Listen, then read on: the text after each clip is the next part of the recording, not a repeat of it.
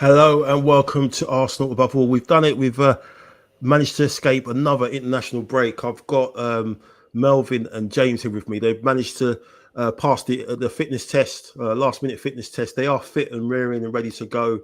You haven't got to sue any countries or any managers for misusing them and getting them on podcasts when they're not fit. But they're here tonight. How you doing, Melvyn? Yeah, good. Thanks. Thanks. Good. Looking forward to this. Yeah. Good stuff. Great seeing you, mate. And also got James Johnson. How you doing? Yeah, I'm very well. Yeah, like you said, Tuchel didn't pick me, so I'm good. I'm good to go. So I'm all fit.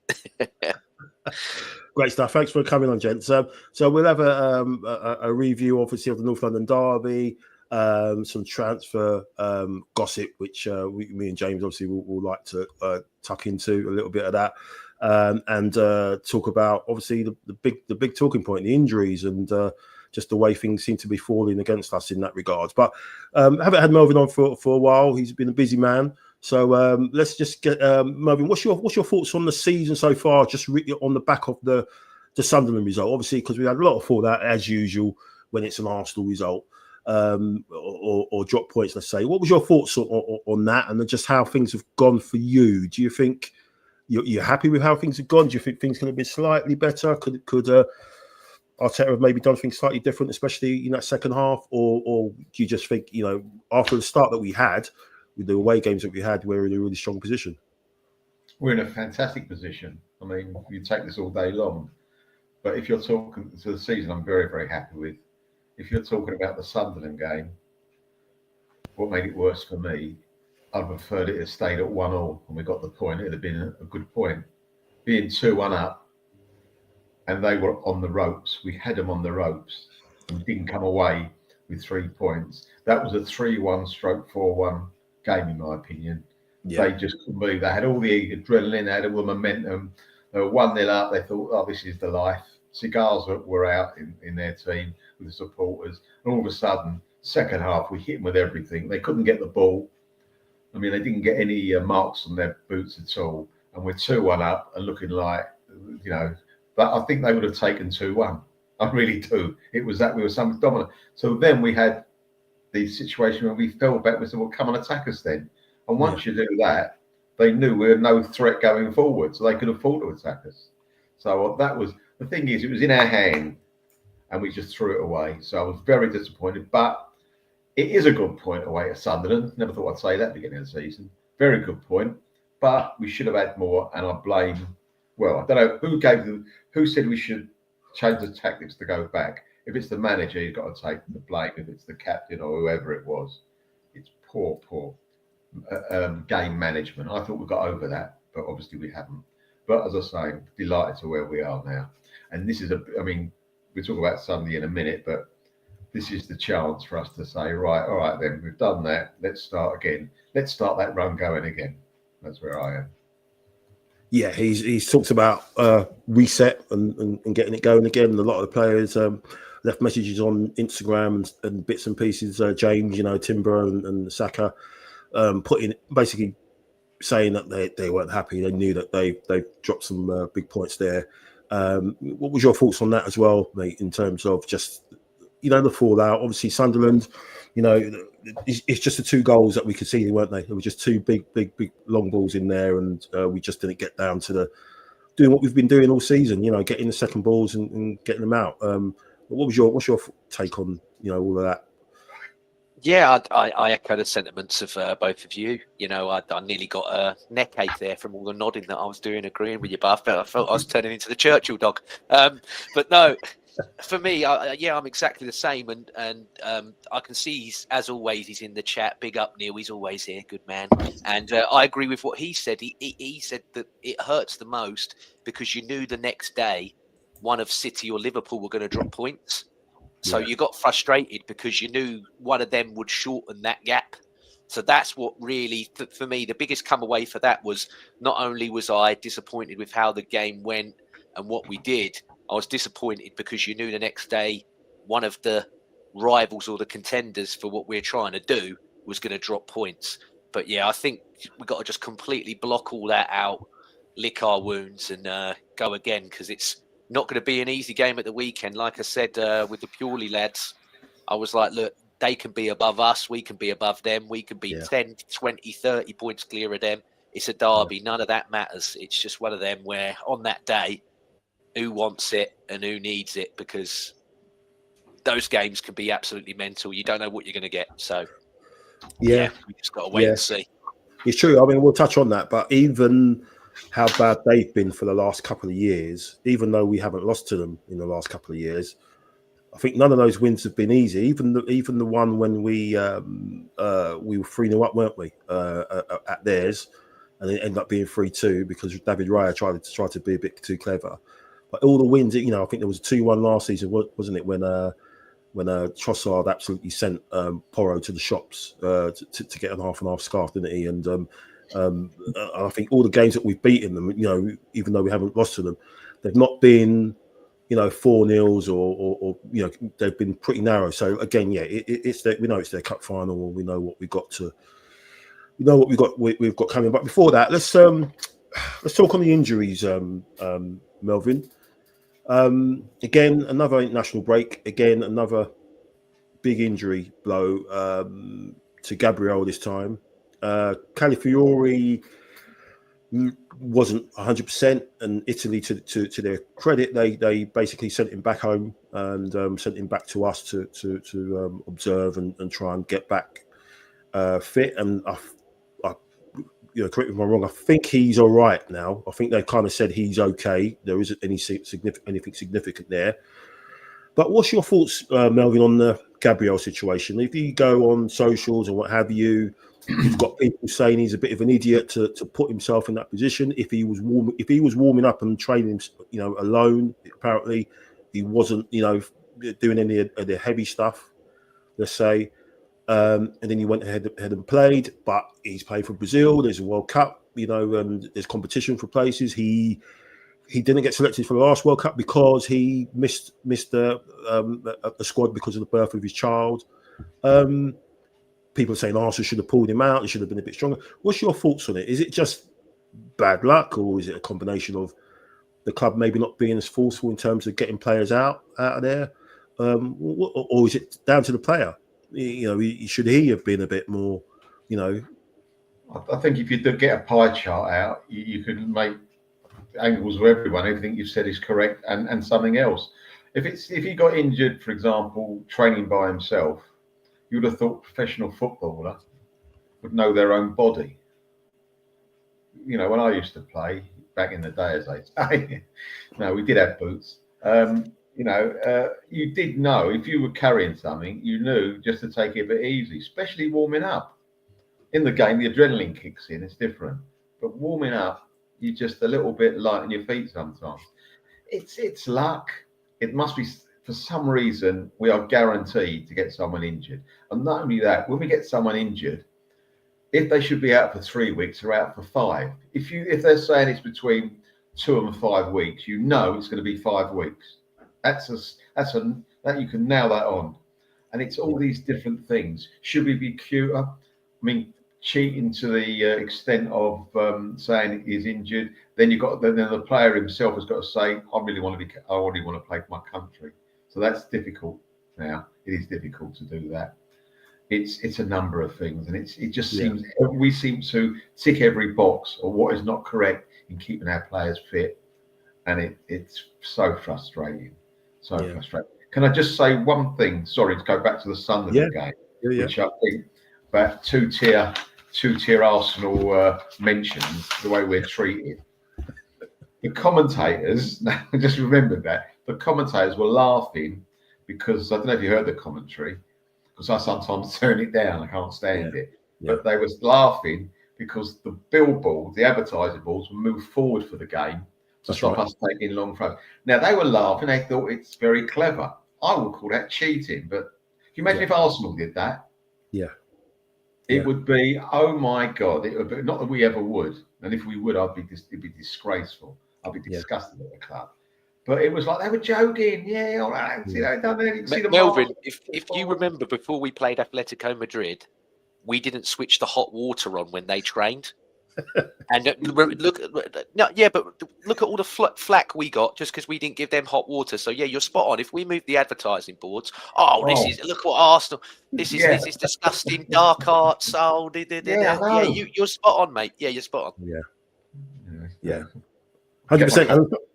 And the funny thing was, Melvyn, is that we're not really that good at long throws. You know, Sunderland are better. Exactly. Sunderland are better at long throws than us. So they sort of cut themselves off at the knees, just to stop us from doing it. It's like how stupid could you be? It's like a team that loves to play the ball on the ground, and they're playing against a team that likes to play long ball. It's like, okay, we'll let the grass grow a bit, so it will mess up our game. But they'll be all right to play. It was just a ridiculous decision, and everyone thought, it was really smart gamesmanship and dark arts and stuff. But like you said, we know the shoe was on the other foot. There, we'll get blasted for it. But ridiculous stuff.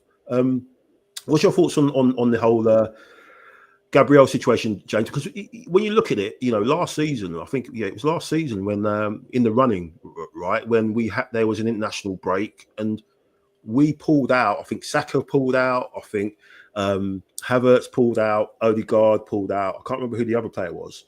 But we pulled out about 4 or 5 players because we weren't sure. I think Rice as well, I think.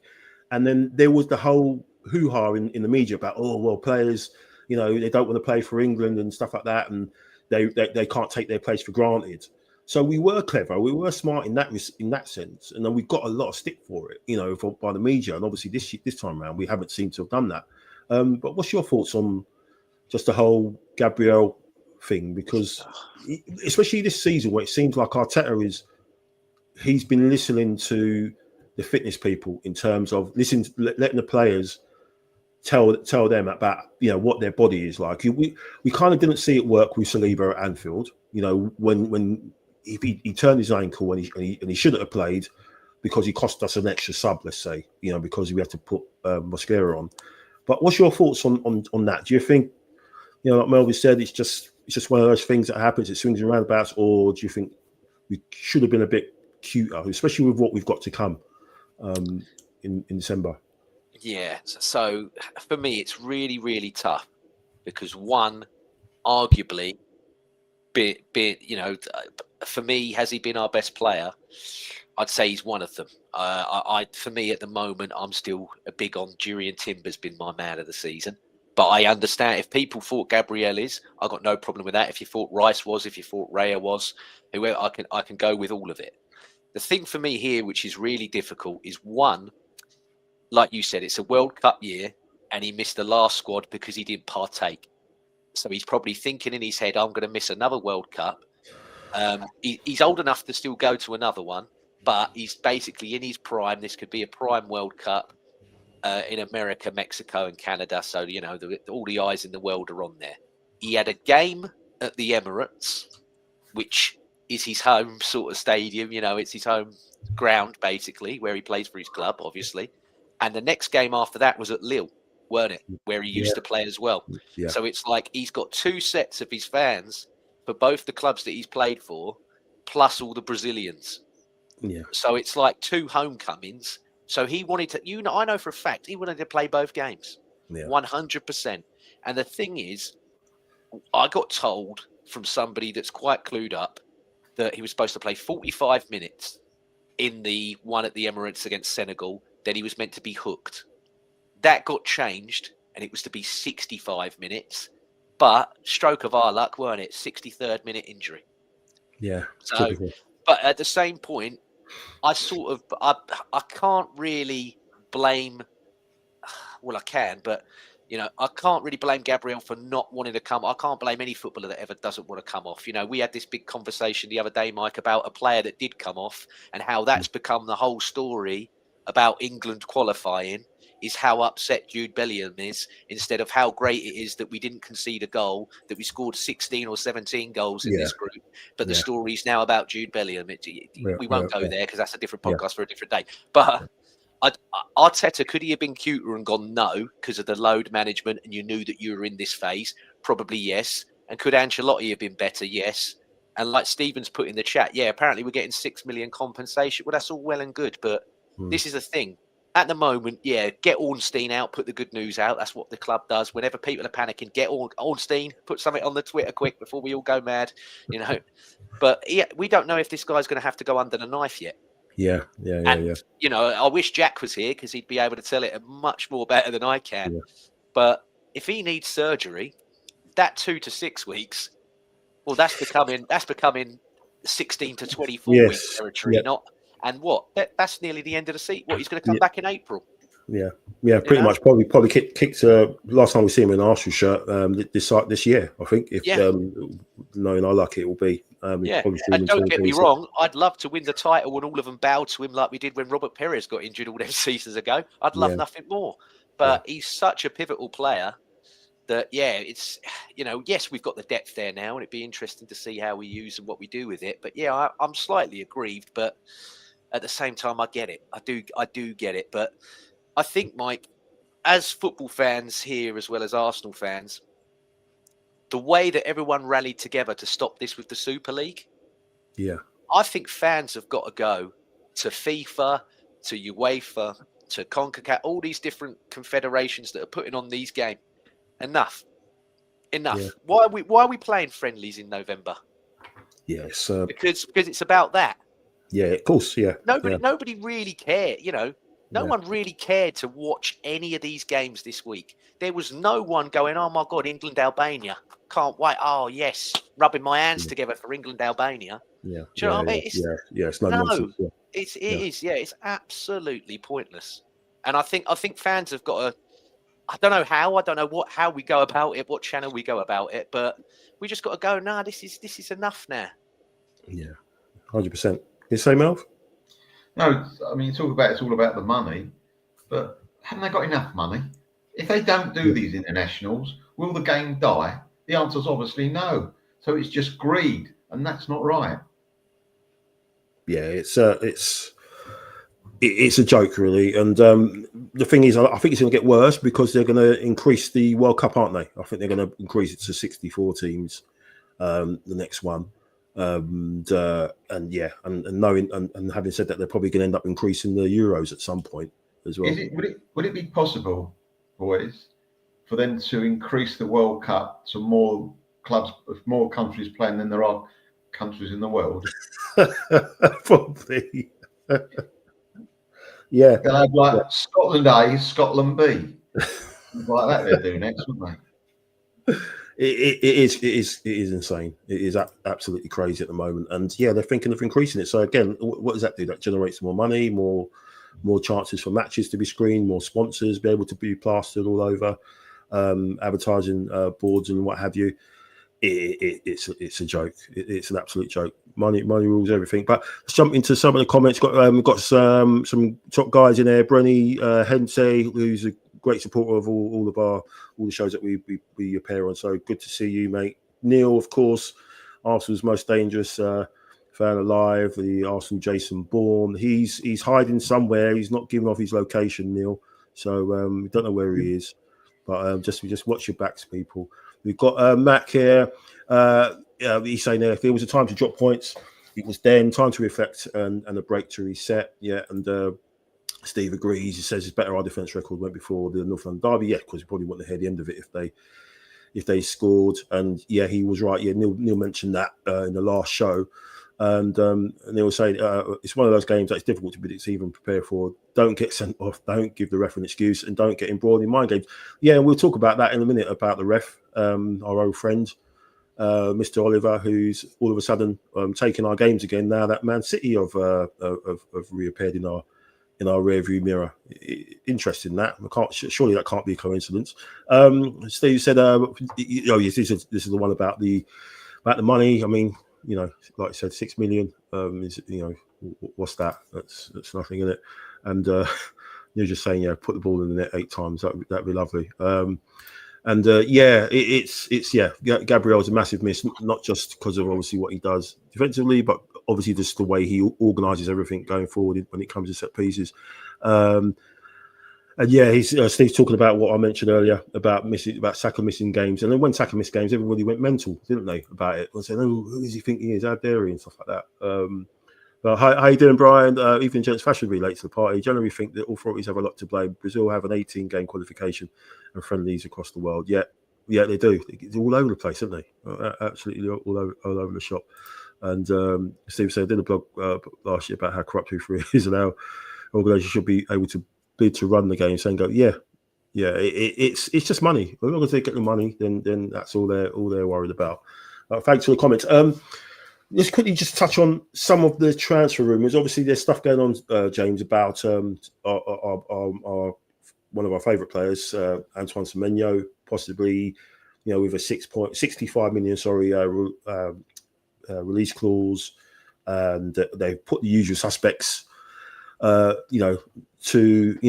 Chelsea, obviously, because Chelsea want to buy everyone, and look like they're interested in everybody. Liverpool, I think City. I don't think City's going to go City, and ourselves. But also on the outgoings, there's people talking about, or there's rumours talking about Ethan possibly going on loan. What's your thoughts about that? I mean, the way our injuries are going, he's going to get a good run of games anyway. So I don't really understand why we wouldn't even consider letting anybody go. I'll come to you in a bit, Melvyn, about that. But what's your thoughts on that, James? And would you be happy with the club? With us investing on that side, if it's possible in January, because we spoke obviously in chat group saying the left wing was the one that we needed to get fixed.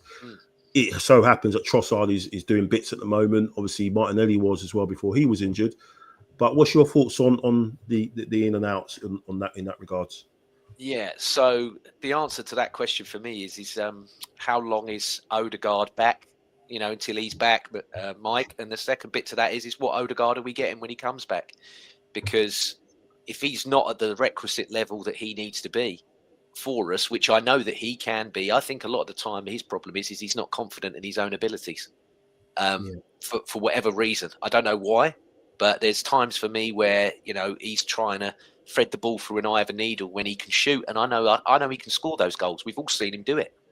But yet he'll choose to go for a pass that you're sort of thinking, well, that weren't really on. I don't know why you're looking at that. If he comes back and then sadly he continues as the route that he's gone down, where his form and his body isn't coping, then I would not loan out Nwaneri at all, because even though Eze's playing in there at the moment, he's still getting used to that role. This guy is a natural fit for that 8 position, be it on the left or the right hand side for me. I think that's where this guy is born to be. I agreed at points where he was playing on the wing and he was doing well in Saka's absence last season, but that's not natural for him. For me, he is a central sort of midfield or a cam, attacking midfield player. So I wouldn't be getting rid of him on loan at all. There's plenty of games to play, plenty of minutes to get. So I would have as beefed as a squad as I can have. And then in terms of Semenyo, why would you not want a player like that in there? You got people at Liverpool going, oh, what? Well, they got Ekatike, they got this one, they got that one. Doesn't matter. You can never have enough good players. I mean, for us to have Eze, Semenyo, Trossard, and Martinelli all going for that left wing slot from January, I'm not complaining. I'm not complaining. But you know for a fact that one of them will be moved on out of Martinelli and Trossard in the summer. If not, I don't think they'd go in the Jan, especially if we're still looking at getting honours in. So I think, one of them will go in the summer. And if it's a bit like Granit Xhaka's last season for us, where it was his best season, but you knew he was going to go, if Trossard does that and we get honours on top, I'm not going to whinge. I'll be like, do you know what, Trossard, go. Thank you for this season. Thanks for all you've done. But ride off into the sunset with a title or whatever behind your back, because Semenyo's the future. And that guy, for me, like we've said, we want a game changer on that left wing. Now, Eze's probably could be that player, Mike. We just haven't seen enough of it. But like I said, I'm not moaning about having as many good players as we can possibly get. Yeah, totally agree. What's your thoughts on that, Melvyn? I'll definitely get him in. There's not too many players in our league that can join us and go, you know what, that's an improvement. He will be an improvement, most certainly. I thought that Trossard had his best game for us all season against Sunderland. He was superb and didn't get the plaudits because we gave a goal away in the last couple of minutes. Had we won that game, you'd have seen his name up in lights.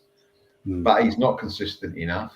Martinelli, who I love, is not consistent enough, and also he's a little bit injury prone. Let's face it. So to get Semenyo in would be absolutely fantastic. And Eze doesn't have to play wide; he can play inside as well. So it'd give us a great balance. So I'd go 65 million. Well, that's peanuts, isn't it now? I mean, that's a second division player now, isn't it? 65 million. Pretty much, yeah. It could be interesting. Let's go into some of the comments. Steve says, play the release clause and we bring home the title. That's for Semenyo. Got Charles. Charles, thanks for your comment, mate. I think he's coming for me a little bit here. He's from the last Sunderland game, the lineup we barely have one player out or a change. So what is the hoo-ha about? Players will go in and out, and why do fans don't trust? I think he's probably meant don't trust Arteta or something. I mean, players coming in, I think he probably might mean. I don't know. Right? Yeah. The thing. I mean, pretty. Thanks for the comment. But the thing is, I think I had this conversation with a couple of other people, and again, it's an opinion. When it's an injury, people talk about our depth, and our depth is so great. We've got such a great squad depth, but the thing for me is yes, people say injuries will happen and what have you, but I think the key thing for me is trying to prevent those injuries as much as you can, because when you take a player out to rotate and you bring another player in, that's great, because you know what, that player who you've rotated out will be there for next week. If that player is suddenly injured, they won't be there. They might not be there next week or the week after or the week after that. So that layer of depth is gone. But if that player is only rotated out for another player, just for fitness purposes or just to give him a breather, that depth is still there. You've just controlled it more rather than someone getting injured. So I totally understand that, people are going to get injured and stuff. But I think where it's preventable and where it comes down to load management, I just think we need to be a little bit smarter, and I get it. I get it. Injury is part of the game, but I think some of the things that's happened to us in the past, this season especially as well, have been a bit could have been preventable, but because a lot of them are seem to be muscular. I think especially with Gyökeres. I think that was just because the number of games he's had to play, because he's probably been the only forward. So then maybe you could have changed that as well. So totally get it though. I totally get people obviously got different opinions, but I just think if that depth is getting more shallower because a player is going to be out for maybe a month or two, rather than being out just for one game because you've rotated him out because you just want to give him a rest. So that's just where I'm coming from with that. Yes, it looks like it might be, luckily, touch wood, that there might be just one or two changes from the Sunderland game. But obviously, as we know, it could have been so much worse, couldn't it? Steve saying Ethan to Bournemouth on loan as a sweetener, signing their player Yeah, I mean, there was rumours about him going maybe Palace or something like that as well when we got Eze, so that could have happened.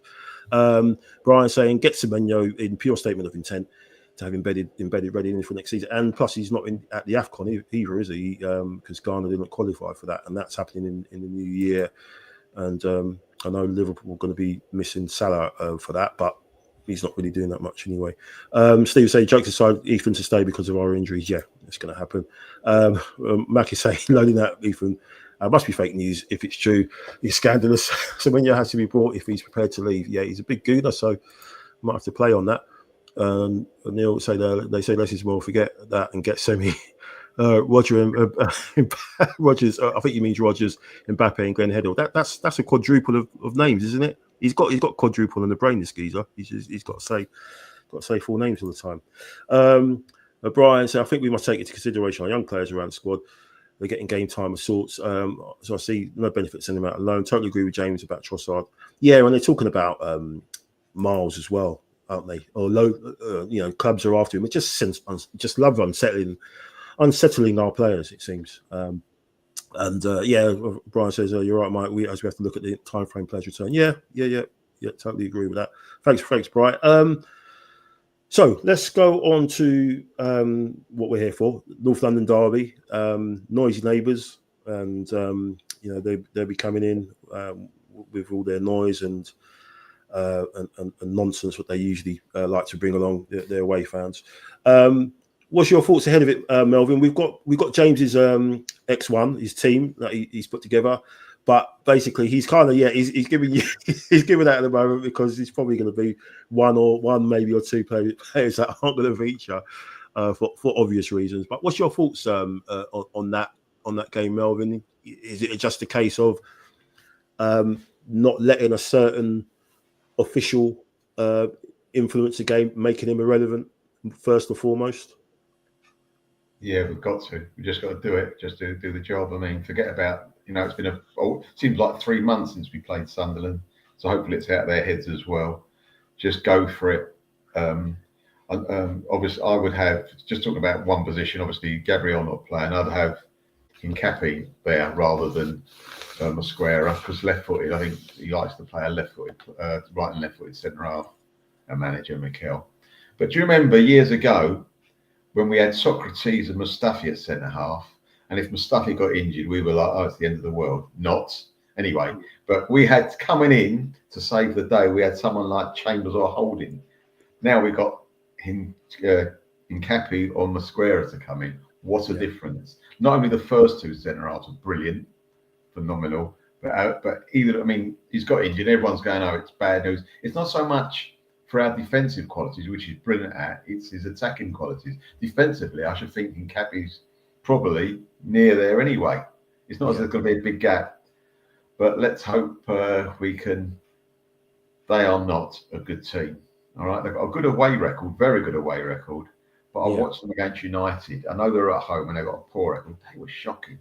How they nearly got 3 points out of that game. They shouldn't have got one. They should have got minus points for that game. They were so poor. It was ridiculous. Seriously, I think the FBI would have been called in if they got 3 points. It was that bad. It really was. It was like, what's going on?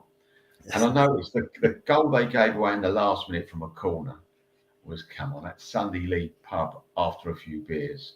That was really a poor thing.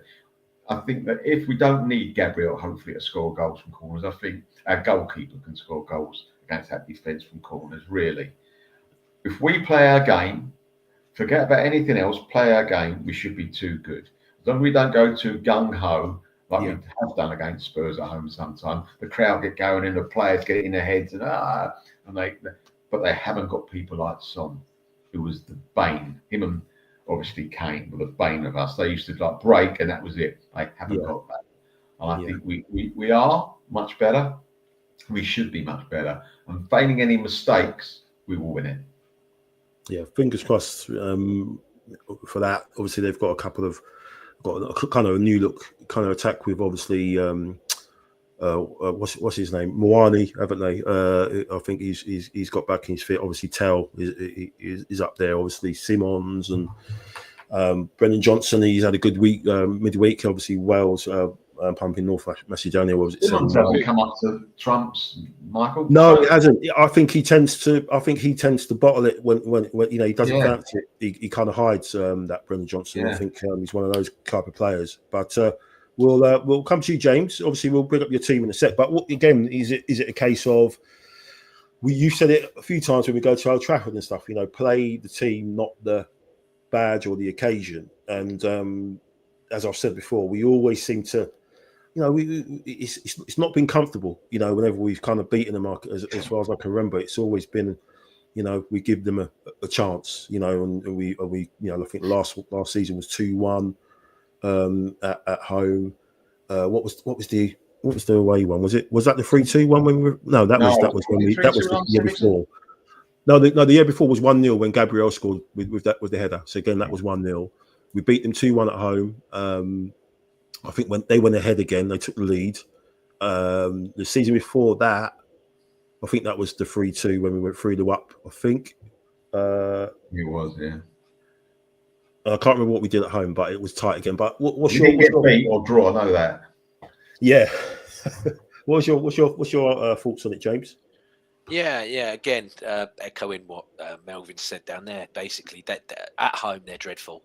But Thomas Frank, and we've seen it when he was at Brentford. He's very wily, especially in away against big sides. He can set his team up to frustrate, to annoy, and then he just wants to hit you on the counter and score one, and then shape it up and shield it down.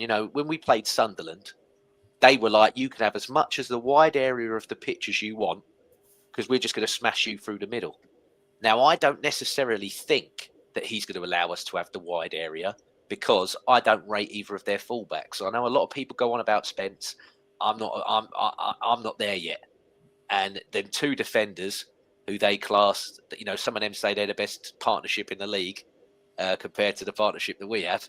I don't think that's true either. When you've got defenders that more want to score goals than they do want to keep clean sheets, I think you've got a problem. And then when you've got arguably as well the worst Italian goalkeeper, well, one of them that I've ever, next to Taibbi, he's right up there as one of the worst Italian goalkeepers I've ever seen as well. It was a bit like us. We bought the only German goalkeeper in the world in Leno that's not vocal. I've never seen a German goalkeeper that's so quiet in all my life. But there we go.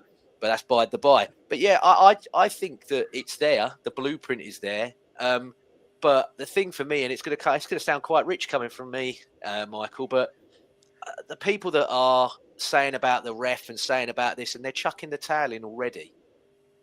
Yeah. Don't watch it on Sunday then. Don't bother, because I don't want that mentality.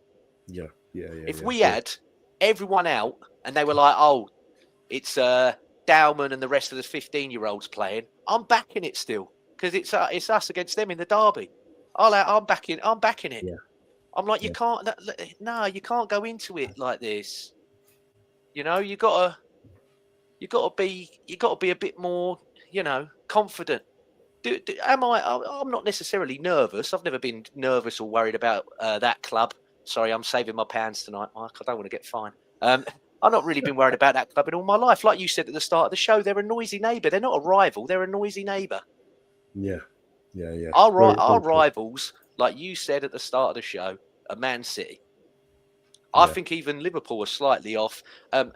Tell a lie. Neil said the other day as well, Chelsea, they could throw a spanner in. But yeah. I got no worries about this. Like we said, they know what the job is. Go out there, get it done, and we'll worry about the tough games that we've got the week after. Yeah. Because they're going to be harder slogs than this. How we played this year against Palace at home, I thought was magnificent. We're going to be in for a similar sort of game at the weekend. Just they're not for me. They're not as flashy as Palace are with it. He's got a system. Do I think his system's better than Glasner's per se? Not really. No, they're the best away team in the league, but they'll soon be exposed by about 5 o'clock on Sunday. Don't worry about that. Don't worry about that. Fingers crossed, mate. Yeah, we'll be fine. So have a look at your team, James. Well, a famous man once said to me, James, you couldn't predict what happens to bread when it goes in the toaster. And I think he's correct, because I've messed up that front line. Well, If he's playing 4D chess and saying he's injured and he turns up, if it's like the first Eubank Ben when his dad walks out and Goikarez is there all of a sudden, we'll blow the roof off the joint. But I don't think he's going to be. He did it a couple of years ago. What was it, last season when Saka and Timber did it against Liverpool? Yeah, that's true. And then they were in the hotel. They were spotted in the hotel, weren't they? And then obviously Saka scored that amazing goal. But yeah, I mean, it's a good team, obviously. But you just especially with Goikarez instead of Moreno up top. Yeah, it's much better. Yeah. Nothing against Moreno if he's watching, by the way. Yeah, but yeah, it's probably going to be him up front, isn't it? I mean, Martinelli was spotted on the training pitch, wasn't he? In the background of one of the photos. So, obviously, he looked like he was doing stuff away from the main squad.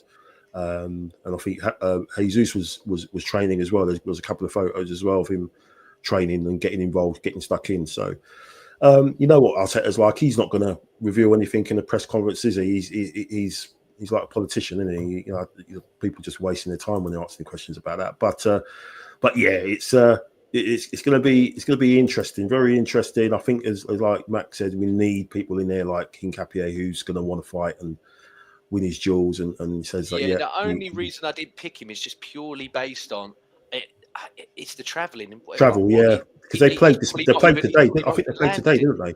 Yeah, they played this morning. Yeah, so I'm like, he's going to be knackered. I mean, don't get me wrong, he probably will. He'll want to play because it's his first derby. Yeah. So I can't blame him if he wants to throw him in. But you could easily. This is the thing. You could do so much here. I've gone for that, but I've seen people going, "Nah, do you know what?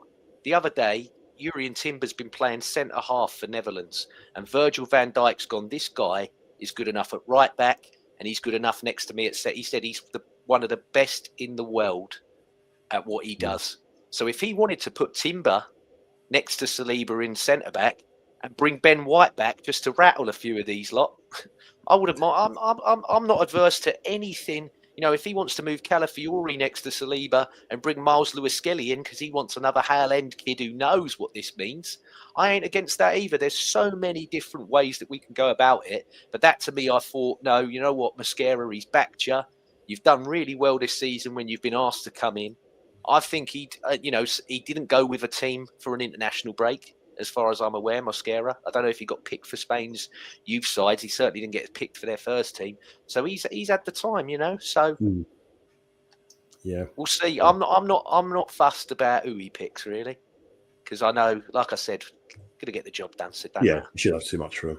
We should have too much. Let's dip into the comments before we go. Had a couple have come in. Got Charles come back. Yeah, James, big fan. Watch you on Sophie's channel. No matter who's injured, context is a derby. If Arteta cannot big up his squad for a derby at home, then what's the point? So fans can give him that. Okay, so yeah, interesting. He should, like you said, we should have too much for him. We should be up for it. If we're smarting from the Sunderland result, then obviously this has been sitting with them for a couple of weeks, hasn't it? So I'm sure they're going to want to go out. And the fact that Liverpool play Forest and Newcastle play City the day before, we could be in a position where we could hopefully extend our lead at the top as well. So, Hente, the last time the Arsenal lost to Spurs in the league at home was back in 2010. So yeah, that's great stuff. Neil says we will prevail. Brian has said, I think the midfield three is Zubimendi, Rice, and Eze have to take control and authority. It's my birthday on Sunday, so all I want is 3 points by hook or by crook. Yep, nice one. Nice birthday present that would be. Frank sets his team against us to hit us on the counter, but we are better now. It's basically what they did in the pre-season game when they beat us 1-0. Saw the highlights of that, and that's pretty much what they did in the pre-season game. They literally played it like it was. We were shocking that day. We were shocking. Yeah. And Steve's agreed with James. I'm always confident in this game against him. I don't think Oliver will want his name in the headlines, but we will do our job and get the game done. Yeah, absolutely. Charles has said, are we on the Richarlison equaliser and take off his shirt to finally get the win, boat, gents? Well, it'd be funny if that happened and it got disallowed again, Charles, and he got another yellow card because that's all he seems to do when he does stuff like that, and so that'd be funny. Brian saying, don't mind if Jesus comes on, scores a winner, and he's out for the rest of the season. Yeah, we'll take that. And Neil saying, put Calafiori at number 9. Yep. But yeah, so good stuff. It's going to be interesting. Any predictions for the result? Let's have a score prediction for you, Melvyn. 2-0 to us. 2-0. Nice one. Clean sheet. James? Yeah, I'm sticking with what I said on Purely 2-1 Saliba, because he's the only outfield of all the main ones that hasn't scored yet, has he? So yeah, I know, like you said, Melvyn, watch him on them corners. Get Saliba on him this time. It's his time to go. Neil's going 8-0. Absolute loon.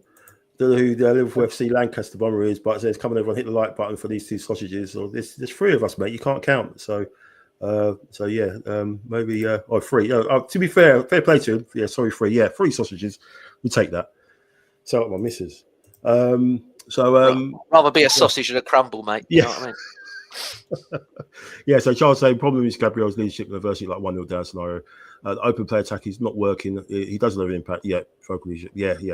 It's going to be a sticky one. I think, like you said, James, it's going to be like the Palace game again. Just got to be patient and then not let them in. Obviously, because that's how he's going to set them up, isn't he? He's going to set them up to counter attack. Thank you so much for everyone for watching. Really appreciate your time, Melvyn. It's been great having you on again. I'll get you back on again very, very, very soon. Obviously, also to yourself, James. Thank you so much for your time. Thank you. Thanks to everyone watching. It's been a strange couple of weeks. Obviously, keeping an eye on things with the injuries and what have you.